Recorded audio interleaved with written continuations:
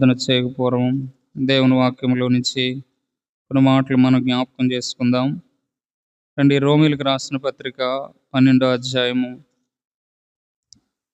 రోమీలకు రాసిన పత్రిక 12వ అధ్యాయము 11, 12 వచనాలు కలిపి బిగ్గరగా చదువుకుందాం.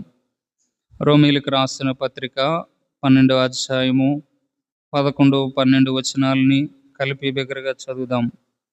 ఆసక్తి విషయములో మాందులు కాక ఆత్మయందు తీవ్రత గలవారై ప్రభువును సేవించుడి. నిరీక్షణ గలవారై సంతోషించుచు, శ్రమయందు ఓర్పు గలవారై ప్రార్థనయందు పట్టుదల కలిగి ఉండుడి. చాలు. ప్రభు మాటలు మన వెనుకల్లో ఆశీర్వదించి మనతో మాట్లాడును గాక. ఆమేన్. ప్రభు సహాయం కొరకై ప్రార్థన చేసుకుందాం. పరలోకమందున్న తండ్రి, నమ్మదగిన దేవా, నమ్మకదైన సహాయకుడా, మీ వందనాలు. మీ ఆశ్చర్యకరమైన మీ కృపా కనికరాలు బట్టి మిమ్మల్ని స్తుతిస్తూ ఉంటున్నాను. ఈ రాత్రి సంఘముగా నీ సన్నిధికి వచ్చి మాటలతో నిన్ను మహింపరిచే భాగ్యం ఇచ్చారు. మీ వందనాలు దేవా. నాయన, ఈ సమయాల్లో ప్రార్థించక పూర్వం నీ వాక్యాన్ని ధ్యానించబోతుండగా చదవబడిన లేఖనం మీద నీ ఆశీర్వాదం ఉంచి చేరవచ్చిన మా అందరితో మాట్లాడుతూ రండి. ప్రేమ కలిగిన పరలోకమందున్న తండ్రి, నిలబడుతున్న దాసునైన నేను బలహీన యోగ్యులను కద్దుబాట్లు కలిగిన వాడును. నన్ను నీ రక్తంతో కడిగి పవిత్రపరిచి పలుకుట వాక్శక్తిని అనుగ్రహించండి. నా నోట నీ మాటలు ఉంచుతున్న వాగ్దానం మీరు అక్షరాలను నెరవేర్చి నీ మాటలు మాత్రమే పలుకుటకు సహాయం చేయము. ఆ రీతిగా నీ వాక్యంతో మా హృదయాలు నింపబడి మేము నీ సన్నిధిలో చేయబోయే ప్రార్థనలు మీకు అంగీకారంగా, మీరు ఇష్టపడే రీతిగా మీకు అవి నాయన మీరు ఆగ్రహించే మంచి ధూపం వలె ఉండటానికి కృపను అనుగ్రహించమని నిస్ప్రేమ దాసును మీ చేతులకు అప్పగిస్తూ మీ కనికరాన్ని కోరుతూ యేసు ప్రభువారి శ్రేష్టమైన నామములో వందనములతో ప్రార్థిస్తున్నాను మా పరమ తండ్రి. ఆమేన్.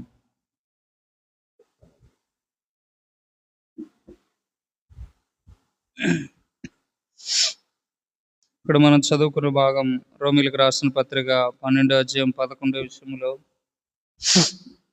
ఆసక్తి విషయంలో మాందులు కాక ఆత్మయందు తీవ్రత గలవారే ప్రభువుని సేవించండి.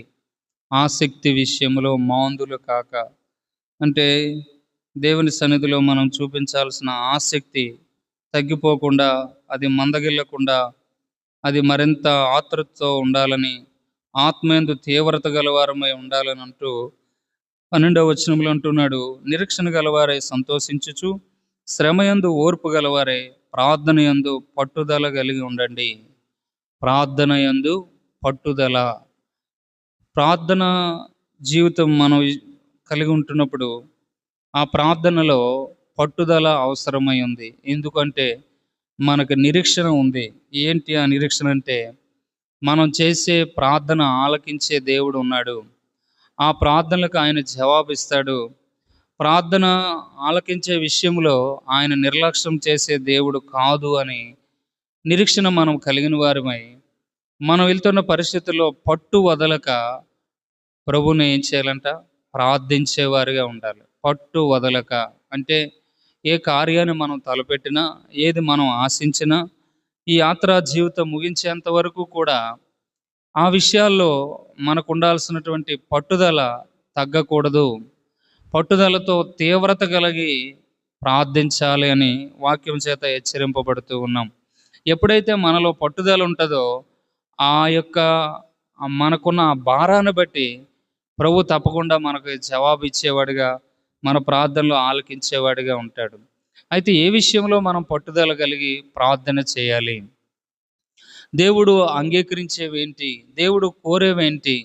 ఏ విషయంలో మనం పట్టుదలతో ప్రభువుని అడిగితే తప్పకుండా మనం కార్యాలు పొందుకుంటామో కొన్ని విషయాలు ఈ రాత్రి మనం చూద్దాం. రండి, మొట్టమొదటిగా ఏ విషయంలో పట్టుదల కలిగి ఉండాలి అంటే, ఎఫెసీయులకు రాసిన పత్రిక 6వ అధ్యాయం. ఎఫెసీయులకు రాసిన పత్రిక 6వ అధ్యాయం 18వ వచనం. ఎఫెసీయులకు రాసిన పత్రిక 6వ అధ్యాయం 18వ వచనం.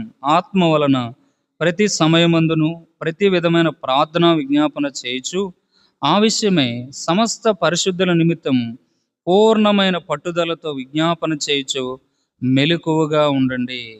సమస్తమైన పరిశుద్ధుల నిమిత్తం. సమస్తమైన పరిశుద్ధులు. ఎవరు పరిశుద్ధులు? అంటే క్రీస్తు రక్తము చేత కడగబడిన వారు, అంటే దేవుని సంఘం. దేవుని సంఘము యొక్క క్షేమము నిమిత్తం, దేవుని యొక్క సంఘము యొక్క ఆ ఆ అభివృద్ధి నిమిత్తం మనం పట్టు వదలకుండా ఏం చేయాలంట? ప్రార్థించవలసిన వారంగా ఉన్నాం. తర్వాత అంటూ ఉన్నాడు, మరియు నేను దేని నిమిత్తం రాయబారిన సంఖ్యలలో ఉన్నానో ఆ సువార్త మర్మమును ధైర్యముగా తెలియజేయుటకు నేను మాట్లాడు నోరు తెరిచినప్పుడు దాన్ని గురించి నేను మాట్లాడవలసినట్టుగా ధైర్యముతో మాట్లాడుటకై వాక్శక్తి నాకు అనుగ్రహింపబడినట్లు నా నిమిత్తం పూర్ణమైన పట్టుదలతో విజ్ఞాపన చేయొచ్చు మెలకువగా ఉండండి. రెండవదిగా, సువార్త ప్రకటింపబడటానికి వాక్య పరిచర్య చేస్తున్న దాసులు కానీ, వాక్య పరిచర్య చేస్తున్న బోధకులు కానీ, వారు ధైర్యముగా వాక్యాన్ని ప్రకటించేటట్లు, వాక్యము విస్తారంగా ధారాళంగా ప్రవాహం వల్ల వచ్చేటట్లుగా పట్టు వదలకుండా మనం ఏం చేయాలంట? ప్రార్థన చేయాలి. ఎందుకు వాక్యం ప్రకటింపబడాలి? ఎందుకు సంఘం క్షేమంగా ఉండాలి అంటే, సంఘం ఎప్పుడు పరిపూర్ణము, సంఘం ఎప్పుడు సంపూర్ణం అవుతుందో అప్పుడు దేవుడు రాకడ సమీపం అవుతుంది కనుక మనము ఆ రాకడను అపేక్షిస్తున్న వారమై సంఘ క్షేమం కొరకు, ఇంకా సువార్త ప్రకటించవలసిన ప్రాంతాల కొరకు, సంఘము ఇంకా దేవుడు చెప్పాడు కదా, ఎఫెసీ 5:20 అంటాడు కదా, సంఘములో అది మడతైనను మచ్చ డాగు కలంకము అట్టిది ఏది లేకుండా ఉండటానికి వాక్యాన్ని ఇస్తూ ఉన్నాడు. అంటే సంఘము కంప్లీట్గా సంపూర్ణతలోకి రావాలి. ఒక అందమైనటువంటి కన్యకగా సంఘము ఏర్పడాలి. దాని కొరకైనటువంటి వాక్యం రావాలి. ఈ దినము వాక్యము ప్రకటింపబడట్లేదా అంటే ప్రకటింపబడుతూ ఉంది. కానీ దేని నిమిత్తం ప్రకటింపబడుతూ ఉంది? బోధించేవారి స్వార్థము నిమిత్తం, బోధించేవారి ఘనత నిమిత్తం, బోధించేవారి మహిమ నిమిత్తం, బోధించేవారి పేరు ప్రత్యేకతల కొరకు వాక్యాన్ని ప్రకటించే దినాలు ఇవి కనబడుతున్నాయి. కానీ వాక్యము దేని కొరకు అంటే సంఘము సంపూర్ణతలోకి రావాలి, సంఘము పరిపూర్ణతలోకి రావాలి, సువార్త మర్మము అనేకులకు ప్రకటింపబడాలి.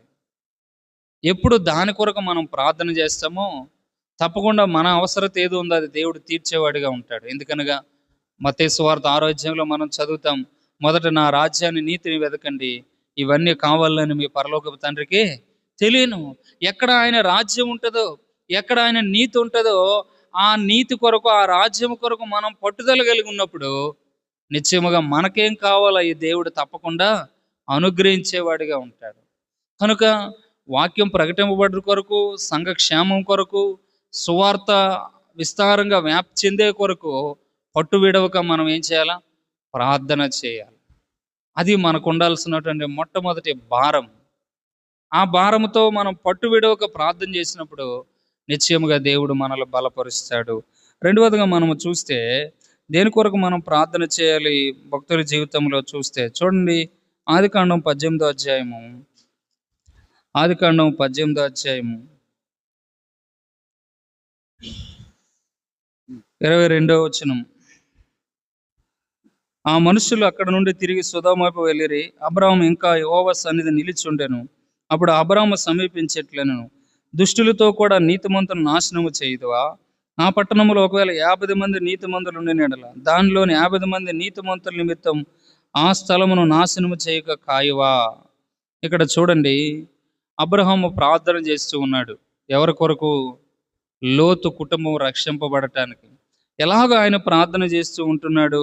27వ వచనములో, అందుకు అబ్రహాము, ఇదిగో ధూళియు బూడిదనైన నేను ప్రభుతో మాటలాడ తెగించుచున్నాను. ఇంకేమంటూ ఉన్నాడు? మాటలాడ తెగించుచు ఉన్నాను. 31వ వచనంలో కూడా, అందుకు అతడు, ఇదిగో ప్రభుతో మాట్లాడ తెగించితిని, ఒకవేళ అక్కడ 20 మంది కనబడదురేమని అప్పుడు ఆయన 20 మందిని బట్టి నాశనం చేయకుందని అనగా. 33వ వచనంలో కూడా, యెహోవా అబ్రాహాముతో మాట్లాడి చాలించి వెళ్ళిపోయాను, అబ్రాహాము తన ఇంటికి తిరిగి వెళ్ళెను. ఈ భాగం మనకు బాగా తెలుసు. పట్టు వదలకుండా 50 మంది నుంచి 5 మంది దాకా అబ్రహాము దేవునితో ప్రార్థన చేస్తూ ఉన్నాడు, మొరపెడుతూ ఉన్నాడు, పట్టు వదలట్లేదు. ఇక్కడ ఎంత పట్టుదలంటే అబ్రహాము దగ్గర నుంచి దేవుడే వెళ్ళిపోయాడంట. ఎందుకు దేవుడు వెళ్ళిపోయాడు? వీరు 50 మంది నుంచి 5 మంది దాకా వచ్చేసాడు, ఒకవేళ ఒక వ్యక్తి ఉన్నా కూడా నాశనం చేయవ అనేస్తాడేమో అప్పుడు సొదొమ గోమర్ర విషయంలో మరలా తన హృదయాన్ని మార్చుకోవాలని దేవుడే తిరిగి వెళ్ళిపోయి అబ్రహాము కోరినటువంటి ఆ లోతు కుటుంబాన్ని ఆ అగ్ని గంధకములతో మండే ఆ దాంట్లో నుంచి దేవుడు తప్పించాడు. ఇదేనా మన చుట్టూ అనేకమైనటువంటి రక్షణ లేని ప్రజల కొరకు కూడా మనం ఏం చేయాలి? ప్రార్థన చేయాలి. పట్టు వదలకుండా. రక్షణ లేని మన బంధువులు కానీ, స్నేహితులు కానీ, ఇరుగు పొరుగు వారు కానీ, ఆ రకాలుగా పరిస్థితులు కలిగిన వారు కానీ, గ్రామంలో పట్టణములో ఇలాగ వీటన్నిటి కొరకు ఆ ప్రజలందరి కొరకు కూడా మనం పట్టు విడవకి ఏం చేయాలా? ప్రార్థన చేయాలి. ఒక దినము కాదు. దేవుని వాక్యం యెషయా గ్రంథంలో అంటాడు, ఒక జనము కనుటకు ఒకనాటి ప్రయాస చాలునా. అంటే ఒక తల్లి ఒక బిడ్డను జన్మించాలంటే నవమాసాలు తను ఎంతో ఏం పడాలండి? ప్రయాస పడాలి. నవమాసాలు ఆమె ఎంతో కఠినంగా చాలా రకాలుగా ప్రయాసపడాలి. చూస్తే ఆమె యొక్క ఆరోగ్య పరిస్థితి చాలా బాధాకరంగా ఉంటుంది. ఆమె శరీర ముఖ కవలిక మారిపోతుంటాయి. రకరకాలైనటువంటి ఆ శ్రమ ఆ 9 నెలలు పడిన తరువాతనే ఒక జననానికి ఆమె జన్మం ఇచ్చేదిగా ఉంటుంది. అలాగే మనము కూడా ఒక వ్యక్తి రక్షణ కొరకు, ఒక కుటుంబ రక్షణ కొరకు పట్టు విడవక పట్టుదలతో మనం ఏం చేయాలా? ప్రార్థించేవారిగా ఉండాలి. ఆ ప్రార్థనే మనల్ని ఉన్నతమైన స్థితిలో ఉంచుతుంది. ఎందుకంటే మనుషుల కొరకు ప్రార్థన చేస్తే దేవుడు మనకు నెమ్మది, క్షేమము, సుఖాన్ని అనుగ్రహించేవాడిగా ఉంటాడు. రెండవదిగా చూడండి, ఆదికాండం 32. మూడవదిగా చూస్తే దేని కొరకు మనం ప్రార్థన చేయాలి? ఆదికాండం 32 24 యాకోబు ఒక్కడే మిగిలిపోయెను. ఒక నరుడు తెల్లవారు వరకు అతనితో పెనుగులాడెను. తాను అతను గెలుకోకుండా చూచి తొడగూటి మీద అతను కొట్టెను. అప్పుడు అతడు ఆయనతో పెనుగులాడుట వలన యాకోబు తొడగూడు వసిలెను. ఆయన తెల్లవారుచున్నది కనుక నన్ను పోనిమ్మనగా అతడు, నీవు నన్ను ఆశీర్వదిస్తేనే కానీ నిన్ను పోనీయనెను. ఇక్కడ యాకోబు ఒక రాత్రంతా కూడా పెనుగులాడుతూ ఉన్నాడంట. యాకోబు ఒక రాత్రంతా కూడా పట్టుదలతో ప్రార్థన చేస్తూ ఉన్నాడు. ఏమని? నన్ను ఆశీర్వదించు. యాకోబు అప్పటికే భౌతికంగా ఎంతో ఆశీర్వదింపబడ్డాడు. ఎన్నో గొర్రెలు ఉన్నాయి, భార్యలు, బిడ్డలు, అంతమంది ఉన్నారు. కానీ ఇప్పుడు యాకోబుకి ఆ ఆస్తి అంతా కూడా దేని బట్టి వచ్చిందంటే, తండ్రిని మోసం చేసి, అన్నను మోసం చేసి, ఇంకెవరినండి, ఆ మామను మోసం చేసి తెచ్చుకున్నటువంటి ఆస్తి అది. అయితే దాన్ని అది ఆయన ఆశీర్వాదంగా కాకుండా దేవుడు మొట్టమొదటి తనకి ఏమైనా తను జనాంగంలో ఉన్నప్పుడే, తను తల్లి గర్భంలో ఉన్నప్పుడే తను ఆశీర్వదిస్తానని చెప్పాడు. ఆ ఆశీర్వాదం కొరకు ప్రార్థిస్తూ ఉన్నాడు. ఇదేనో మనము కూడా ఆశీర్వాదానికి వారసులుగా ఉండటానికి పిలువబడ్డాం. అయితే భూ సంబంధమైన ఆశీర్వాదాలే కాదు, పర సంబంధమైన ఆశీర్వాదాలతో మనం నింపబడాలని, పర సంబంధమైన వ్యక్తులుగా మనము మన కుటుంబాలు ఉండాలని పట్టు వదలక మనం ఏం చేయాలా? ప్రార్థన చేయాలి. అదే కొలసీలు అంటాడు, మీరు క్రీస్తుతో కూడా లేపబడిన వారైతే పైనున్న వాటి మీద మీ దృష్టి ఉంచండి, కానీ భూ సంబంధమైన వాటి మీద దృష్టి ఉంచద్దు. అంటే మనము దేని కొరకు పట్టు వదలక ప్రార్థన చేయాలి కదండి. ఏశావు గురించి రాయబడిన మాట ఏంటంటే, ఏశావు తరువాత ఆశీర్వాదం పొందగోరి కన్నీళ్లు విడిచినను ఆశీర్వాదం పొందడానికి ఏం దొరకలేదంట? అవకాశము దొరకలేదు. ఎందుకంటే ఏశావు ఒక్క పూట కూటి కొరకు ఆ యొక్క జ్యేష్ఠత్వపు ఆశీర్వాదాన్ని ఏం చేసుకున్నాడు? పోగొట్టుకున్నాడు. అంటే మనము కూడా యాత్రా జీవితంలో కొనసాగుతున్నప్పుడు ఏదో ఒక సందర్భంలో, ఏదైనా ఒక బలహీనత, ఏదైనా ఒక అవిధేయతో, ఏదైనా ఒక పాపము, అక్రమం మనలో వచ్చిన ద్వారా ఒకవేళ పరసంబంధమైన ఆశీర్వాదం కోల్పోతామేమో అని ఎల్లవేళలా పరసంబంధమైన ఆశీర్వాదం కొరకు దేవుని సన్నిధిలో మనం ఏం చేయాలి? పట్టుదల కలిగి ఉండాలి. అయ్యా, ఈ భూ సంబంధమైన ఆశీర్వాదాలే కాదు, ఈ భూ సంబంధమైన ఆశీర్వాదాలు తాత్కాలికము. అయితే నేను నీతో పాటు నిత్యము ఉండాలి. ఆ రాజ్యం సంబంధించినటువంటి వారసుడిగా నేను ఉండాలి. ఆ యొక్క ఆశీర్వాదాన్ని ఏ విషయంలో నేను కోల్పోకూడదు. ఆ ఆశీర్వాదంలోకి నన్ను నడిపించేంత వరకు నేను పట్టు వదలక నీ సన్నిధిలో మొరపెడతాను. లోకా సువార్త 1వ అధ్యాయంలో ఒక స్త్రీ ఉంది. ఆమె 8 ఏండ్లు మొదలుకొని 80 ఏళ్ళ దాకా పట్టు వదలక దేవాలయంలో ఉపవాసములతో ప్రార్థన చేసిందంట. దేని కొరకు? మెస్సియా కొరకు. ఇప్పుడు ఆ చిన్న బిడ్డ, ఆ యేసుప్రభు వారు పుట్టినప్పుడు ఆ బిడ్డను చూసి ఆమె ఎంతో సంతోషిస్తూ ఉంది. ఇది మనము కూడా పరసంబంధమైన ఆశీర్వాదాల కొరకు మన దేవుని మనం అడిగేవాడు. పట్టు వదలక వాటి నిమిత్తమే ఆశ మనకు ఉండాలి. ఎప్పుడు మనం వాటి నిమిత్తం ఆశ కలిగి ఉంటామో అప్పుడు నిశ్చయముగా మన స్థితి మారుస్తాడు. ఇక్కడ యాకోబు స్థితిని మార్చి, యాకోబు దేవుడు చెప్పాడు, యాకోబులో ఉన్న బలహీనతలు తీసివేశాడు, తన తొడగూటి నరాన్ని విరగొట్టాడు, తన పేరు మార్చాడు. యాకోబు, ఇక నీ పేరు యాకోబు అనబడదు, ఇజ్రాయేలు. అంటే చూడండి, దేవుడు పరసంబంధమైనటువంటి వ్యక్తిగా యాకోబును నడిపించాడు. ఇదిన మనము కూడా పట్టు వదలక పరసంబంధమైన ఆశీర్వాదాల కొరకు ప్రార్థించేవారిగా ఉండాలి. 4వదిగా చూడండి, మత్తయి సువార్త 16వ అధ్యాయము. మత్తయి సువార్త 16వ అధ్యాయము.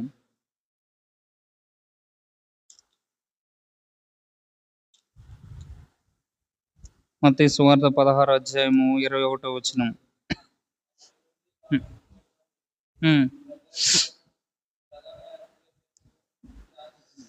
15వ వచనం. యేసు అక్కడ నుండి బయలుదేరి తూరు సీదోనుల ప్రాంతములకు వెళ్ళగా, ఇదిగో ఆ ప్రాంతము నుండి కనాను స్త్రీ ఒకటి వచ్చి, ప్రభువా, దావీదు కుమారుడా, నన్ను కరుణింపుము, నా కుమార్తె దెయ్యం పట్టి బహు బాధపడుచున్నదని కేకలు వేసెను. అందుకైన ఆమెతో ఒక్క మాట అయినను చెప్పలేదు. అప్పుడు ఆయన శిష్యులు వచ్చి, ఈమె మన వెంబడి వచ్చి కేకలు వేయుచున్నది గనుక ఈమెను పంపివేయమని ఆయన్ను వేడుకొనగా, ఆయన ఇశ్రాయేలు ఇంటివారై నశించిన గొర్రెల యొద్దకు కానీ మరి ఎవరి యొద్దకు నేను పంపబడలేదనెను. ఆయనను ఆమె వచ్చి ఆయన్ని మ్రొక్కి, ప్రభువా, నాకు సహాయము చేయమని అడిగాను. అందుకైన పిల్లల రొట్టె తీసుకొని కుక్క పిల్లలకు వేయుట యుక్తము కాదని చెప్పగా, ఆమె నిజమే ప్రభువా, కుక్క పిల్లలు కూడా తమ యజమానుల బల్ల మీద నుండి పడు ముక్కలు తినును కదా అని చెప్పాను. అందుకు యేసు, అమ్మా, నీ విశ్వాసము గొప్పది, నీవు కోరినట్టే నీకు అవునుగాక అని ఆమెతో చెప్పను. ఆ గడిలోనే ఆమె కుమార్తె స్వస్థత పొందెను. ఇక్కడ ఒక స్త్రీ ప్రభు దగ్గరికి వచ్చి పట్టు వదలక ప్రార్థన చేస్తూ ఉంది. దేని కొరకంటే తన కుమార్తె దెయ్యము పట్టబడి పీడింపబడుతూ ఉంది. ఆ కుమార్తె కొరకు పట్టు వదలక ప్రార్థన చేస్తూ ఉంటే వచ్చి, అయ్యా స్వస్థపరచు అంటే ఆయన పట్టించుకోవట్లేదంట.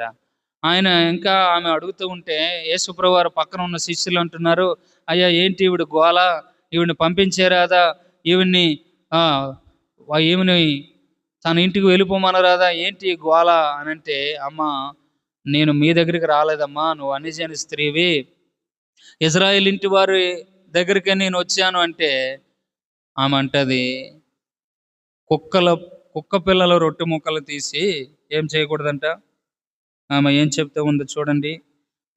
25వ వచనం. ఆయనను ఆమె వచ్చి ఆయనకు మ్రొక్కి, ప్రభువా, నాకు సహాయం చేయమని అడిగాను. అందుకు ఆయన పిల్లల రొట్టె తీసుకొని కుక్క పిల్లలు వేయుటకు యుక్తము కాదని చెప్పగా, ఇక్కడ చూడండి, ప్రభు ఎంతో కఠినంగా మాట్లాడాడు. అమ్మా, పిల్లలకు పెట్టిన ఆహారం తీసి కుక్క పిల్లలకు వేస్తామా ఏంటి, నువ్వు అడుగుతున్నావు అలాగంటే, అక్కడ ఆమె అంటది, అవును ప్రభు, నిజమే, కుక్క పిల్లలు కూడా తమ యజమానులు బల్ల మీద పడుచుండు ముక్కలు తినును కదా. అంటే ఏంటి ఆమె యొక్క భారం? అవును, వాస్తవం, నేను కుక్క పిల్ల లాంటి దాన్ని. కుక్క పిల్లలు కూడా తమ యజమానులు పిల్లలు ఏదైనా చిన్న ముక్కలు కింద పడేస్తాయని చూస్తాయి కదా, అలాగ నేను చూస్తూ ఉన్నాను. దేని కొరకు? తన కుమారు స్వస్థత పరచబడాలి. ఇది మన పిల్లలు కూడా రక్షణ విషయంలో, మన పిల్లలు దేవుని ఎరిగే విషయంలో, మన కుటుంబాల్లో రక్షణ లేని వారు సంపూర్ణ రక్షణలోకి వచ్చే విషయంలో పట్టు వదలక మనం ఏం చేయాలా? ప్రార్థన చేయాలి. ఎప్పుడైతే ఆమె అలా ఆ మాట అన్నదో ఎమ్మటే ప్రభువారు కనికరపడి, అమ్మా, నీ విశ్వాసము గొప్పది, నీవు కోరిన గట్టే నీకు అవునుగాక అని ఆమెతో చెప్పాను. ఆ గడిలోనే ఆ కుమార్తె ఏం పొందుకుందంట? స్వస్థత పొందుకుంది. ఇది మనము కూడా రక్షణ లేని పిల్లల కొరకు, దేవునిలోకి రాని పిల్లల కొరకు, దేవునిలో ఎదగలేని పిల్లల కొరకు, వారి ఆత్మీయ స్వస్థత కొరకు మనం ఏం చేయాలా? ప్రార్థించేవారుగా ఉండాలి. ఆ పిల్లల క్షేమం కొరకే పట్టుదల కలిగి ప్రార్థించేవారిగా ఉండాలి. ఎప్పుడు మనం అలా ప్రార్థన చేస్తామో అప్పుడు నిశ్చయంగా ఆ పిల్లలకి దేవుడు మంచి భవిష్యత్తు అనుగ్రహించేవాడిగా ఉంటాడు. ఎందుకనంటే మన జీవితాలకి ఉన్నటువంటి గోలు, గమ్యం ఏదైనా ఉందంటే ఆ దేవుడిచ్చే ఆ బహుమానాలు. ఆ బహుమానాన్ని శుభ్రంగా భద్రపరుచుకోలేకపోతే భౌతికంగా ఈ లోకంలో ఎన్ని సంపాదించినా అవి ఒక వ్యర్థముగానే మిగిలిపోతాయి.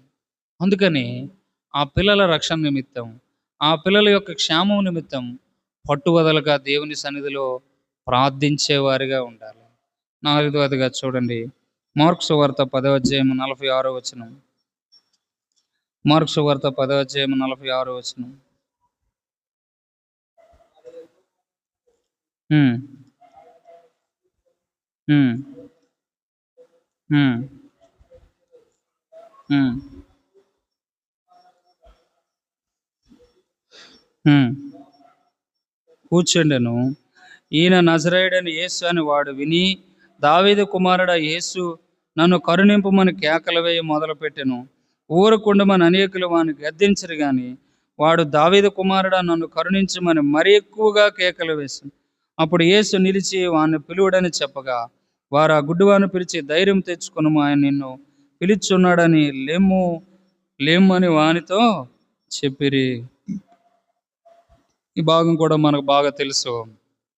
ఒక పుట్టు గుడ్డివాడు త్రోవ పక్కన భిక్షమెత్తుకుంటూ యేసుప్రభువారు ఆ త్రోవను వెళుతున్నాడని తెలుసుకొని, అప్పటికే యేసుప్రభువారు అద్భుతాలు ఆశ్చర్యాలు చేస్తున్నాడని ఎరిగిన వాడే, విన్నవాడై యేసుప్రభువారు ఆ త్రోవను వెళ్తుండే జనసమూహంలో కేకలు వేస్తూ ఉన్నాడంట, దావీదు కుమారుడా నన్ను కరుణించు, దావీదు కుమారుడా నన్ను కరుణించు.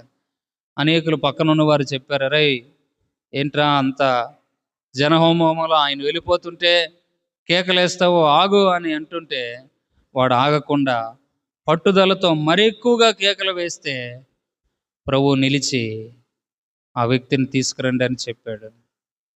చూడండి, గుడ్డివాడు అవసరత ఎరిగిన వాడై ప్రభువుకు పట్టు వదలకు ఏం చేస్తున్నాడు? ప్రార్థన చేస్తున్నాడు. ఈ దినం మన అవసరాల నిమిత్తం, మన అక్కర్ల నిమిత్తం, మన లేమిలో, మన బాధలు, మనకు వెళ్తున్న ప్రతి పరిస్థితుల్లో కూడా పట్టుదలతో మనం ఏం చేయాలా? ప్రార్థన చేయాలి. మాట మాటికి మన అవసరత నిమిత్తము ఆ ప్రభు పాదాల చెంత మనం ఏం చేయాలా? గడిపేవారుగా ఉండాలి. పట్టు వదలకుండా మన అవసరత ఏంటో మనకు తెలుసు. గుడ్డివాడు వాడు అవసరత ఏంటో తెలుసు.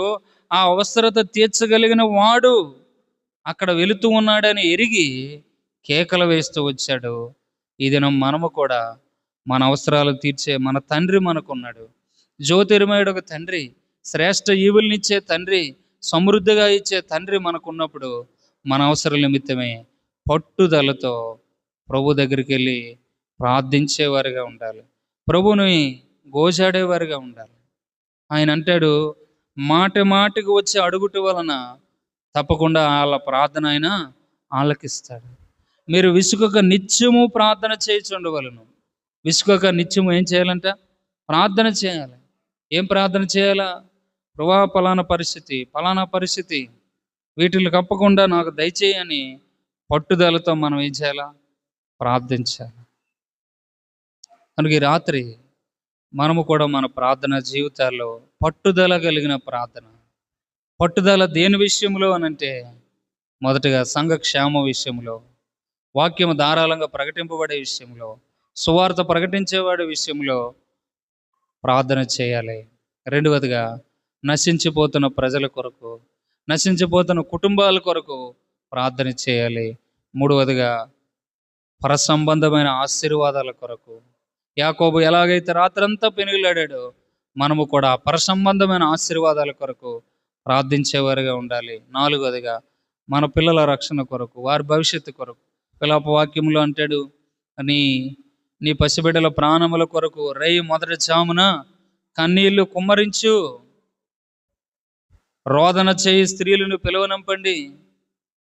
స్త్రీలు రోదన చేయాలంట దేని కొరకు? పిల్లల క్షేమం కొరకు. ఐదవదిగా మనం చూస్తే మన భౌతిక సంబంధమైన అవసరతల కొరకు కూడా పట్టు వదలక ప్రభు దగ్గర ఏం చేయాలా? ప్రార్థన చేయాలి. ప్రభు నా పరిస్థితి ఇది, నేను వెళ్తున్న స్థితి ఇది, నువ్వు బాగా ఎరిగిన దేవుడు, నా తండ్రివి, నువ్వు నా అవసరాలు తీర్చేవాడు, నా అక్కర్లు తీర్చేవాడు, నన్ను బలపరిచేవాడు అని ప్రార్థించి అడిగి పొందుకునేవారుగా ఉండాలి. పట్టు వదలక ఏం చేయాలంట?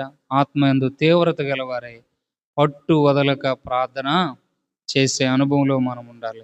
ఈ పట్టుదల అనేది మన యాత్రా జీవితం అంతా కూడా ఉన్నప్పుడు నిశ్చయముగా మన ఏ అయితే పరిస్థితులు ఉన్నాయో వాటన్నిటి మీద తప్పకుండా విజయాన్ని పొందుకొని సమృద్ధిని దేవుడు మనకు అనుగ్రహించేవాడిగా ఉంటాడు. అట్టి కృప దేవుడు మనకు దయచేయునుగాక. ఆమేన్. మోకరించి ప్రార్థన చేసుకుందాం.